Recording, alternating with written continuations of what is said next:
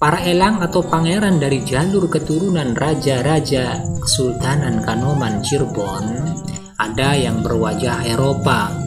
Mereka persis sebagaimana orang-orang Eropa pada umumnya, berkulit putih dan berambut pirang. Hal tersebut pemirsa terjadi bukan tanpa sebab.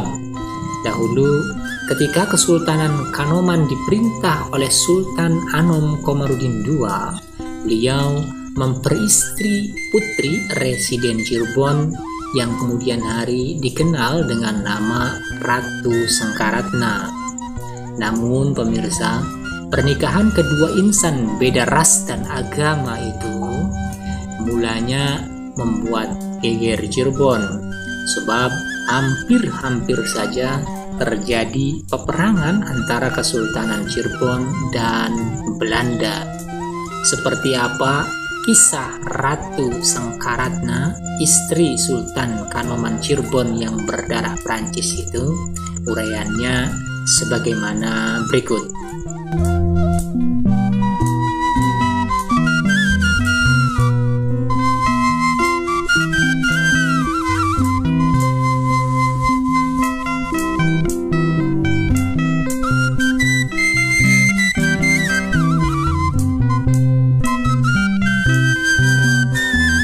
Kisah perkawinan antara Ratu Sengkaratna dengan Sultan Anom Komarudin II itu pemirsa dimulai ketika keduanya masih remaja.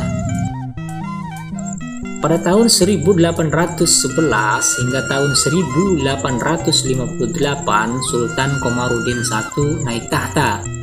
Beliau mempunyai seorang anak laki-laki tampan yang kemudian diangkat menjadi putra mahkota. Nama kecilnya Pangeran Raja Nurbuat. Pangeran ini nantinya pemirsa kelak menjadi Sultan Anom Komarudin II. Sementara di sisi lain, pada kurun waktu yang sama, Belanda mengangkat residen Cirebon baru bernama Jean Willem Landry. Beliau merupakan residen berdarah Prancis. Di samping itu, ia juga mempunyai seorang putri yang juga menginjak remaja. Namanya Nona Delamor. Kelak putri ini ketika dinikahi oleh Sultan Cirebon itu dikenal dengan nama Ratu Sengkaratna. Sebagaimana selayaknya seorang residen, Jean Willem Landry ini pemirsa mempunyai hubungan erat dengan penguasa lokal di Cirebon, termasuk mempunyai hubungan dengan Sultan Kanoman. Ia mempunyai hubungan kerja dengan Sultan, dan dalam beberapa waktu ia sering mendatangi keraton untuk mendiskusikan kondisi Cirebon. Setiap kali bertemu dengan Sultan Kanoman di keraton, Jean Willem Landry ini pemirsa sering membawa anak gadisnya. Peristiwa inilah yang kemudian menjadi sebab pertemuan Nona Delamor dengan Pangeran Raja Nurbuat. Karena seringnya bertemu itu, kemudian timbullah benih-benih cinta yang muncul di antara keduanya. Seiring waktu berjalan, hubungan antara Nona Delamor dengan Pangeran Raja Nurbuat ini begitu sangat dekat, sehingga keduanya menjadi sepasang kekasih. Namun pemirsa, hubungan percintaan di antara keduanya ini ternyata kebablasan, sehingga Nona Delamor hamil di luar nikah. Ketika usia kandungan semakin membesar, Nona Delamor terpaksa merahasiakan kehamilannya pada ayahnya. Pada suatu ketika, ia menggugurkan kandungannya atas bantuan seorang dukun bayi. Ia pun membungkus janin yang sudah mati itu dengan kain yang serba indah dan memasukkannya ke dalam kandaga atau ke dalam guci sebelum akhirnya dihanyutkan ke laut.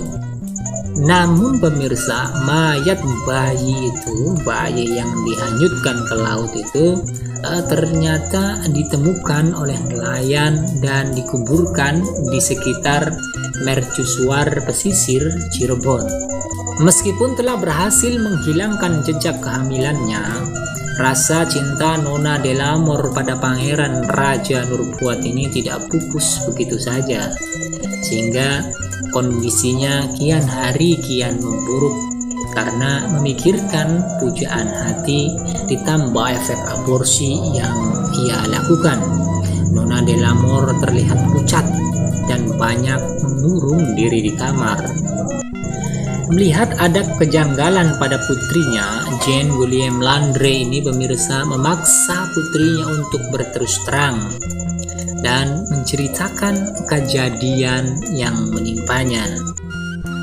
Bagai disambar petir ketika mengetahui putrinya melakukan aborsi dari hasil hubungan gelapnya dengan Pangeran Raja Nurbuat, Residen murka besar sehingga ia menyiapkan polisi dan tentara Belanda untuk menyerbu Kanoman dan menangkap Pangeran Raja Nurbuat.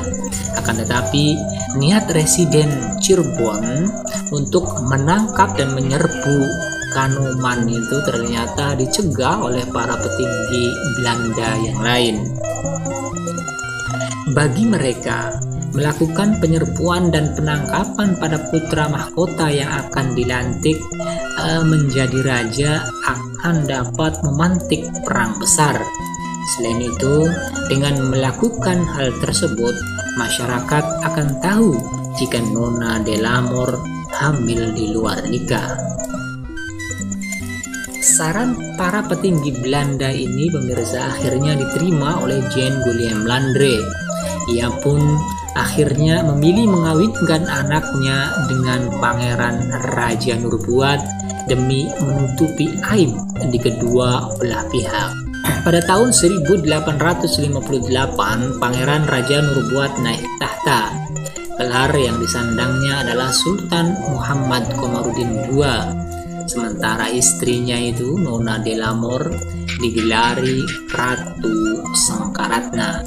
Meskipun demikian, pemirsa, kedudukan Ratu Sengkaratna pada waktu itu bukan sebagai permaisuri, karena tidak dianggap sebagai keturunan darah biru dari kalangan pribumi. Sultan Muhammad Komarudin II pada waktu itu berpermaisurikan Ratu Raja Apsari. Wanita inilah yang nantinya melahirkan raja-raja Kanoman selanjutnya. Seiring waktu berjalan, makam anak hasil hubungan gelap antara Ratu Sengkaratna dan Sultan Komarudin II itu yang dahulu dikuburkan di mercusuar pantai Cirebon itu pemirsa, akhirnya diketahui masyarakat, sehingga ketertiban pelabuhan Cirebon yang sibuk menjadi terganggu. Oleh karena itu, pada tahun 1921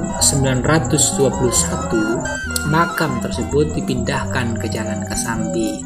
Kini makam tersebut dikenal dengan nama Makam Jabang Bayi. Jadi makam Jabang Bayi itu adalah merupakan makam seorang bayi, mayat bayi, anak hubungan gelap antara Pangeran Anom Muhammad Komarudin II dengan Nona Delamor atau Ratu Sengkaratna. Jadi demikian saja pemirsa kisah mengenai Ratu Sengkaratna, istri Sultan Kanoman Cirebon yang berdarah Prancis.